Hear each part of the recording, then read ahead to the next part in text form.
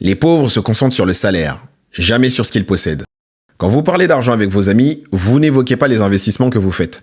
Vous ne questionnez pas non plus la façon qu'ont vos amis de placer leur argent. Ce que je viens de dire vous décrit à la perfection. Vous et la plupart des gens. Ils s'offrent des vacances hors de prix, ils sont convaincus qu'ils doivent se relaxer, se reposer, en sachant qu'aucun effort n'a été consenti pour mériter ce même confort. Vous avez moins de 30 ans, vous êtes célibataire, sans enfant, vous optez pour un 2 pièces, parce que l'espace c'est important, et ce peu importe si ça coûte cher. Vous pensez comme un pauvre.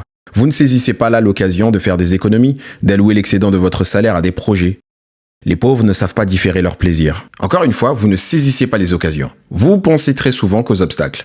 Exemple, et on a très souvent cet exemple. Si je meurs demain, je ne pourrai pas profiter de cet argent. Quelle phrase de demeurer. Comprenez-moi bien. On achète une perceuse pour faire des trous. Et ne vous viendrait pas à l'esprit de penser que la machine pourrait s'abîmer, ne plus fonctionner, que le mur sur lequel vous feriez des trous pourrait s'effondrer. Ce qui compte ici, c'est de se concentrer sur la finalité. Se concentrer sur la récompense aurait été plus intéressant. Je pourrais monter mon étagère grâce au trou que j'ai percé dans le mur. Les pauvres n'aiment pas la réussite.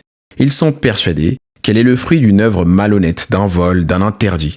Beaucoup de musiciens à succès, par exemple, sont victimes de rumeurs selon lesquelles, pour avoir autant de gloire, ils auraient contracté un espèce de pacte. Il est beaucoup plus simple pour un pauvre de se figurer la réussite ainsi, d'invisibiliser le travail et les sacrifices titanesques. Mais en réalité, vous n'êtes qu'un vaurien. Vous consommez, vous procrastinez, vous adorez les ragots. C'est la raison pour laquelle il vous est impossible d'imaginer une seule seconde qu'il soit possible de réussir dans ce monde par la force du travail. Quand on est noir et qu'on est issu de l'immigration, en général, on est pauvre, que vous le vouliez ou non.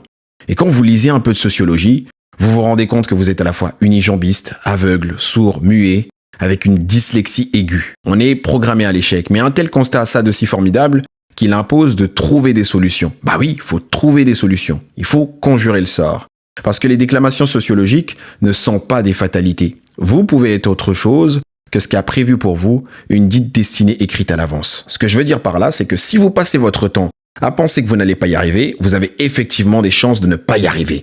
Et malheureusement, quand on est issu des banlieues, on est trop souvent dans cette position victimaire. Si en revanche vous pensez réussir et que vous le pensez assez fort pour vous mettre au travail, il n'y a exclusivement que le facteur chance qui puisse changer le cours de votre destinée. Je pense à réunir 10 000 euros d'ici 1 an. J'ai récolté 10 000 euros en 1 an parce que mon esprit l'a pensé assez fort pour que mon corps puisse agir dans ce sens. L'esprit s'efforce d'imaginer ce qui augmente au-delà de la puissance d'agir du corps. Si vous pensez à consommer, vous allez naturellement consommer. C'est précisément l'état d'esprit d'une personne issue des milieux populaires. Votre papa qui s'adonne aux jeux de hasard, celui-là même qui joue au PMU et gratte des tickets, ne vous a jamais parlé des performances historiques du S&P 500.